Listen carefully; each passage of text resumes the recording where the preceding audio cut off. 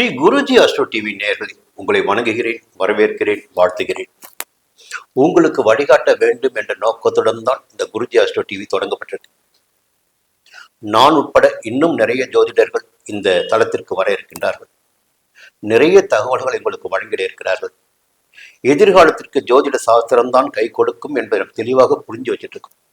இப்ப பாத்தீங்கன்னா, மனிதனுடைய வாழ்க்கையில ஒரு யோகமான காலகட்டம் இருக்கின்ற போது எந்த விதமான நெருக்கடியும் எந்த மனிதருக்கும் வரப்போவதில்லை. அதே நேரத்தில் சில புத்தி மாறுகின்ற போது, திசை மாறுகின்ற போது, புத்தி மாறுகின்ற போது கிடைத்து வந்த யோக பலன்களில் மாற்றம் ஏற்படும். அந்த தசாநாதர் உங்களுக்கு எதை கொடுக்க வேண்டுமோ அதைத்தான் கொடுப்பார். அது போல நீங்க புரிஞ்சுக்கணும். ஒவ்வொரு தசைக்கும் ஒரு காரகத்துவம் இருக்குங்க. அந்த புத்திக்கும் அதே காரகத்துவம் தான். அவர் சஞ்சரிக்கின்ற இடத்திற்கு அவர்கள் எந்த விதமான பலன்களை கொடுப்பார் என்பதை பார்க்கணும். இப்போ ஜோதிட சாஸ்திரத்தை பார்த்தீங்கன்னா கடல் போல என்பதை நான் தெளிவாக சொல்லிக்கிட்டு இருப்பேன். என்னுடைய லைப்ரரிக்கு வந்து பார்த்தீங்கன்னா ஒரு ஆயிரக்கணக்கான புத்தகம் இருக்கும். நிறைய ஆராய்ச்சி இன்னைக்கு நான் பண்ணிட்டு இருக்கேன். எந்த கிரகம் எங்கே இருந்தால் என்ன செய்வார்கள், எந்த பலன்களை வழங்குவார்கள் என்பதை நான் சொல்லிக்கிட்டே இருக்கிறேன்.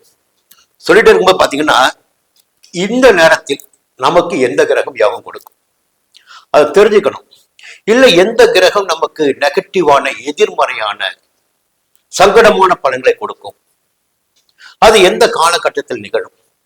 சில பேர் பார்த்தீங்கன்னா ஜாதகத்தை பார்த்துட்டு பஞ்சாங்கத்தை கையில் வச்சுக்கிட்டு, குறிப்பாக பஞ்சாங்கத்தை கையில் வச்சுக்கிட்டு, இப்ப இந்த திசை உங்களுக்கு வந்துட்டு யோகமா இருக்குங்க, இல்ல இந்த இடத்துக்கு சனி வந்துட்டாரு, இங்க குரு வந்துட்டாரு, இங்க ராகு வந்துட்டாரு, இங்க கேது வந்துட்டாரு, அப்ப உங்களுக்கு யோக பலன்களை அப்படியே அள்ளி கொட்டுவார்னு சொல்லுவாங்க.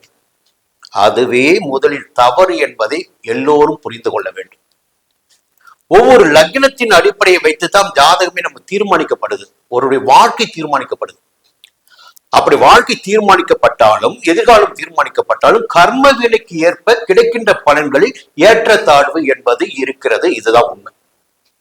ஏற்றத்தாழ்வு மட்டும்தான் வித்தியாசம். பலன்கள் எல்லாம் ஒண்ணுதான். ஒருவருக்கு ஒரு 1000 ரூபாய் கிடைக்குன்னா, ஒரு யோகவானுக்கு பார்த்தீங்கன்னா 10 லட்சம் கிடைக்கும். ஒரு யோகவானுக்கு 10 லட்சம் கிடைக்கிறப்ப சாதாரண இந்த பாவிக்கு பார்த்தீங்கன்னா 10 ரூபாய் கிடைக்கும். அப்ப இந்த பலன்கள் தான் வித்தியாசப்படும். கிடைப்பது என்பது கிடைக்கத்தான் செய்யும். அப்ப கிடைக்கின்ற பலன்கள் எப்படி இருக்கிறது என்று ஜாதகத்தை வச்சு பார்க்க முடியும்.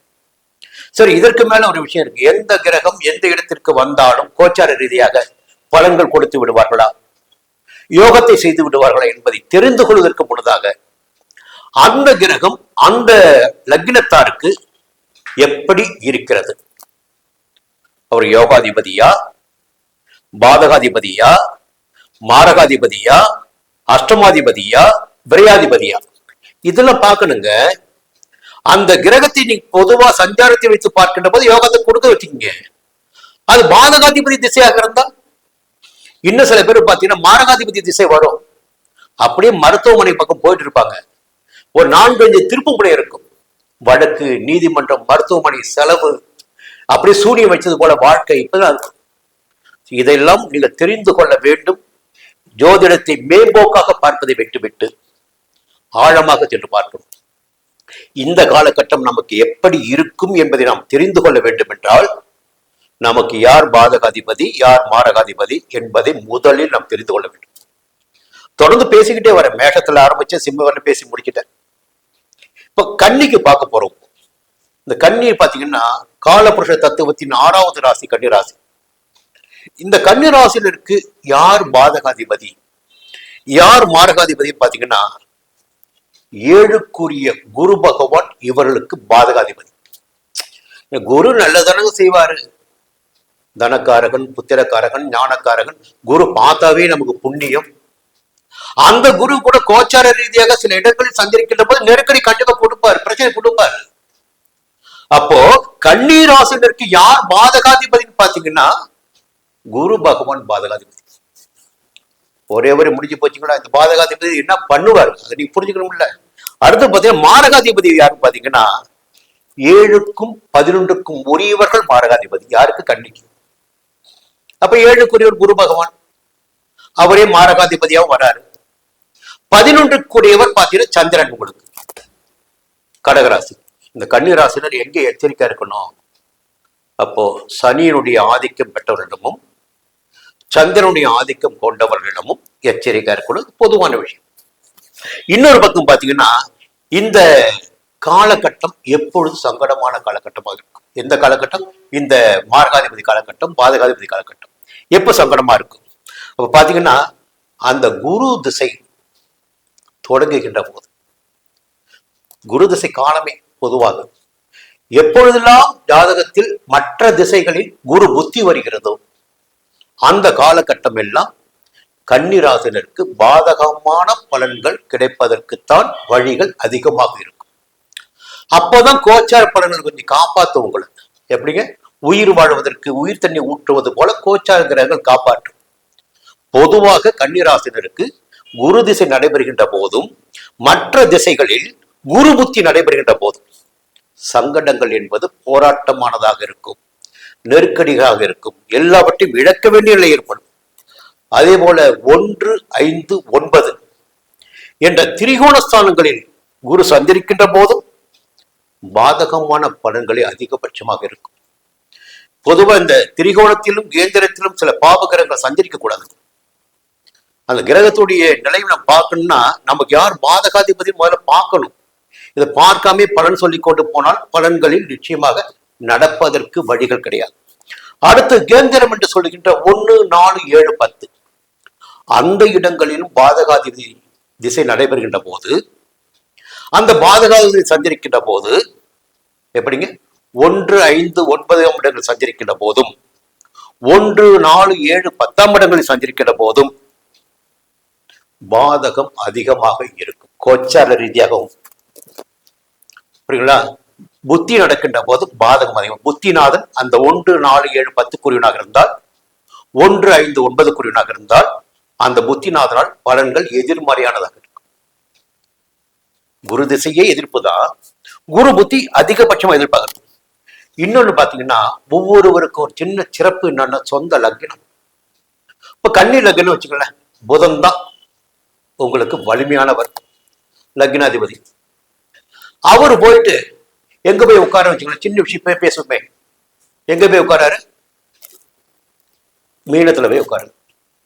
மீனத்துல அவர் என்ன ஆவாரு? நீச்சமாவார். அப்ப அவருடைய வலிமை போயிடும். இப்ப ஏன் இதை சொல்ல வரேன்னா, இந்த குரு திசை நடைபெறுகின்ற போது லக்னாதிபதியை விட இந்த குரு பலமாக இருந்து விட்டால் அதிகபட்சமான சோதனைகளை ஏற்படுத்துவார். அப்ப குறைஞ்சபட்சம் நமக்கு நன்மை கிடைக்கும்னா லக்னாதிபதியாவது நமக்கு சாதகமாக இருக்க வேண்டும். லக்னாதிபதியும் நமக்கு பலவீனமாகவோ எதிர்ப்பாக உயர்ந்து விட்டால், நீச்சமாக உயர்ந்து விட்டால், பகையாக உயர்ந்து விட்டால் இந்த தசா புத்தி என்பது போராட்டத்திற்குரிய காலகட்டமாக இருக்கும். இன்னொரு விஷயம் இருக்கு, தான் கெடுத்ததும் இல்லாமல் தான் இருக்கின்ற இடத்தையும் கெடுக்கின்ற பலன் இந்த பாதகாதிபதி. இவர் போய் எந்த வீட்டுல உட்காராரோ, உங்க லக்னம் வந்து கன்னி லக்னம், எல்லாருக்கும் ஒரே லக்னாதிபதி, எல்லாருக்கும் பாத்தீங்கன்னா எல்லா ஜாதகருக்குமே ஒரே இடத்துல குரு உட்கார மாட்டாரு. இப்போ ஒருத்தர் மேட்சத்துல இருப்பாரு, ஒருத்தர் ரிஷபத்துல இருப்பாரு, ஒருத்தர் மிதுனத்துல இருப்பாரு, அப்புறம் கடத்துல, இப்படி ஒருத்தர் இருக்கும். அப்போ இந்த பாதகாதிபதி எந்த இடத்துல உட்காருகிறாரோ, இப்போ தனுசு வச்சுக்குமே, இல்ல வேண்டாம் நம்ம வந்து விருட்சிகம் வச்சுக்கோம், செவ்வாய் வீடு. அந்த செவ்வாய் திசை நடைபெறுகின்ற காலகட்டமும் பாதகாதிபதி அமர்ந்த இடத்தின் அதிபதியுடைய காலகட்டமும் அவருடைய புத்தி நடைபெறுகின்ற காலகட்டமும் பார்த்தீங்கன்னா நம்ம சோதனையா இருக்கும், போராட்டமா இருக்கும். இதையும் பார்க்கணும். அதே போல இந்த பாதகாதிபதி திசை நடைபெறுகின்ற போது, புத்தி நடைகின்ற போது அஷ்டம சனி, ஏழரை சனி காலங்கள் என்றால் இன்னும் போராட்டங்கள் கூடுதலாக இருக்கும். முதல்ல இதெல்லாம் தெரிஞ்சுக்கங்க. என்னன்னா மேம்போக்கா பார்த்துட்டு நம்ம குரு வந்துட்டாரு, குரு 7ல இருக்காரு, குரு 11ல இருக்காரு, குரு 2ல இருக்காரு, 5ல இருக்காரு, அந்த இடத்த பார்த்துட்டாரு, அதெல்லாம் யோகத்தை கொடுப்பாரு. ஆனா அவர் உங்களுக்கு ஜாதகத்தில், உங்கள் சுய ஜாதகத்தில் அவர் எப்படி இருக்காரு அதை நீங்க பார்க்கணும். சரி, இவ்வளவு சொல்லிட்டோம் இல்ல, இந்த பாதகாதிபதிக்கு ஒரு விதி விலக்குன்னு இருக்குல்ல, விதி என்று இருந்தால் விலக்குன்னு ஒண்ணு நிச்சயமாக இருக்கும். அப்படி பார்க்கின்ற போது 3, 6, 8, 12 மறைமுக ஸ்தானங்கள் இந்த பாதகாதிபதி அமர்ந்து விட்டால் அவரால் பாதகமான பலன்களை கொடுக்க முடியாது. எப்படிங்க? பாதகாதிபதி தான், அவர் அமர்ந்த இடம் மறைவு ஸ்தானமாக இருந்தால் பாதகமான பலன்களை அவரால் கொடுக்க முடியாது. எழுதி வச்சுக்கோங்க.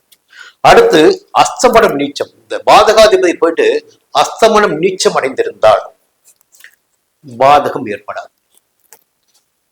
அஸ்தமனம் நீச்சோட நிச்சயமாக பாதகம் ஏற்படாது. இதை எழுதி வச்சுக்கலாம். இதை பார்க்கணும் நம்ம. அடுத்து பாத்தீங்கன்னா ராகு கேது சாரம் பெற்றாலும் இந்த பாதகாதிபதி ராகுடைய சாரத்திலோ கேதுவுடைய சாரத்திலோ சஞ்சரித்தாலும் நம்முடைய பிறப்பு ஜாதகத்தில் அந்த பாதகாதிபதியால் நமக்கு பாதகமான பலன்கள் ஏற்படாது.